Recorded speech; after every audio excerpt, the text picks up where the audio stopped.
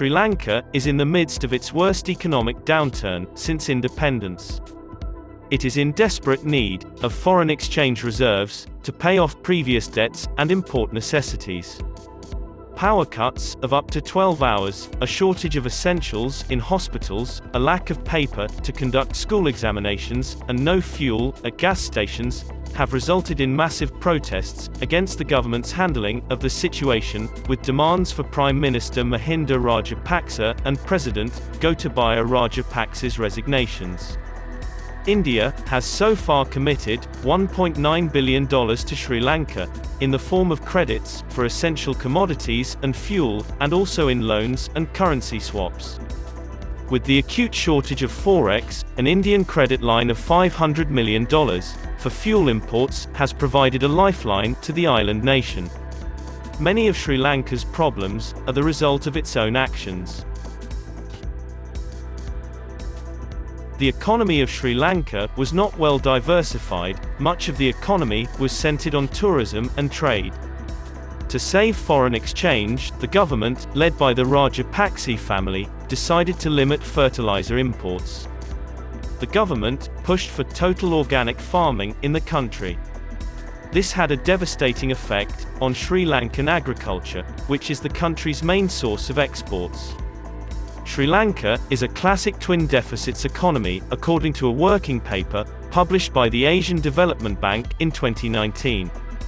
A country's national expenditure exceeds its national income, indicating that its production of tradable goods and services is insufficient. However, deep tax cuts promised by Rajapaksa during his 2019 election campaign, and implemented months before the COVID-19 pandemic, which wiped out parts of Sri Lanka's economy, has accelerated the current crisis. Sri Lanka's situation is made worse by a large number of loans it has taken out. China is involved in a number of infrastructure projects. Due to Sri Lanka's inability to repay, some had already translated into land grabs. A case in point is Hambantota. As China's economic and political power grew, it began to extend its economic clout throughout South Asia. Afghanistan, Nepal, Pakistan, and the Maldives, despite warnings from Washington, Brussels, and New Delhi that BRI projects would lead to debt traps, Bangladesh and Sri Lanka have all signed on to China's Belt and Road Initiative. Aside from Pakistan and Myanmar, China has steadily expanded its presence in the Maldives, Sri Lanka, and Nepal, frequently replacing India. New Delhi has resisted, and has sometimes succeeded.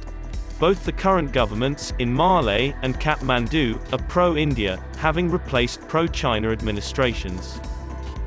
The Sri Lankan economic crisis provides an ideal opportunity for India to play a positive role in this strategically located island nation on one of the world's busiest sea routes. A friendly Sri Lanka will be in a better position to address India's concerns about security in the Indian Ocean.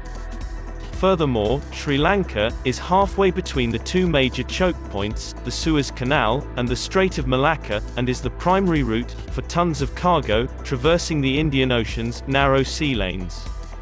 The port of Colombo has the fewest deviation hours, 8 hours, compared to the 100 hours of Chittagong and 31 hours of JNPT, resulting in significant cost savings.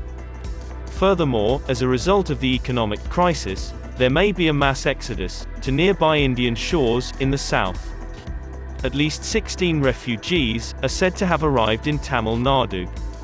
This could turn into a flood of refugees, who will need to be housed for humanitarian reasons.